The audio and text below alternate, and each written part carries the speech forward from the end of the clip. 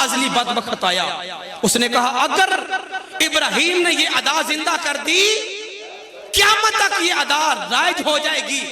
हार आने वाला नेक और मुमती बंदा किसी भी नबी का अपने बेटे की कुर्बानी करके साहब का गुनाह बख्शवा लिया करेगा।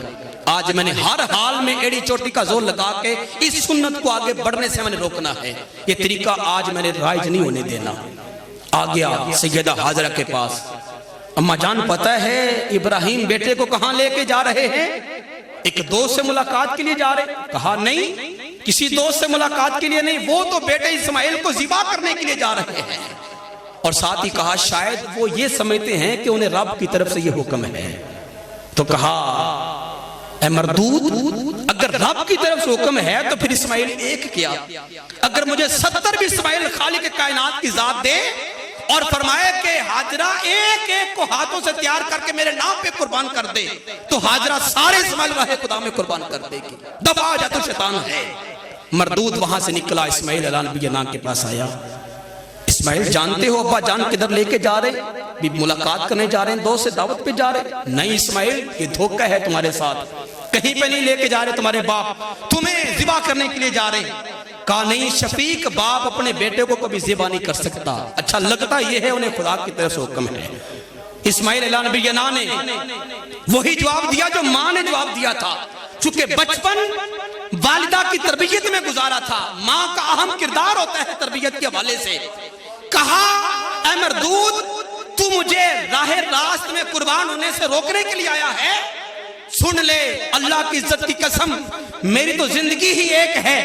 अगर खालिक मुझे 70 दफा जिंदगी दे और बार बार फरमाए कि इब्राहिम बेटे इस्माइल को कुर्बान कर दो, तो मैं हर दफा कुर्बान होने को तैयार हूं, कभी दरेक नहीं करूंगा।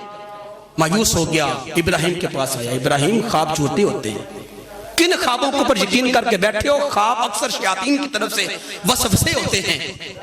आप समझ गए, क्योंकि नबी थे, नबी के ज़हन के ऊपर शैतान का राज नहीं चल सकता। नबी के इख्तियारात के ऊपर, नबी के कमालात और उसकी ताकत के ऊपर शैतान हावी नहीं हो सकता।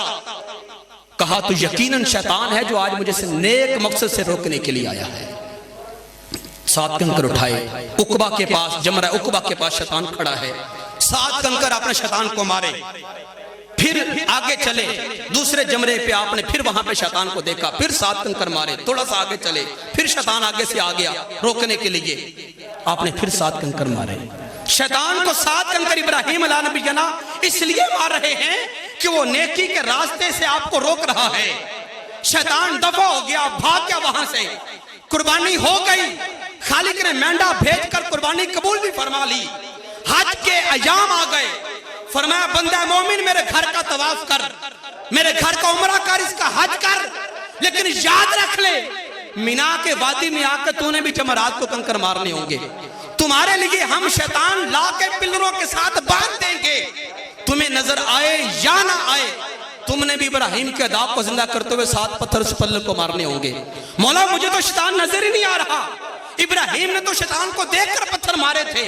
फरमाया नजर आना या ना आना ये अलग बात है, बस तुम्हारे लिए बात इतनी जरूरी है कि तुमने हज के अयाम में प्यारे खलील की अदाब को जिंदा करना होगा।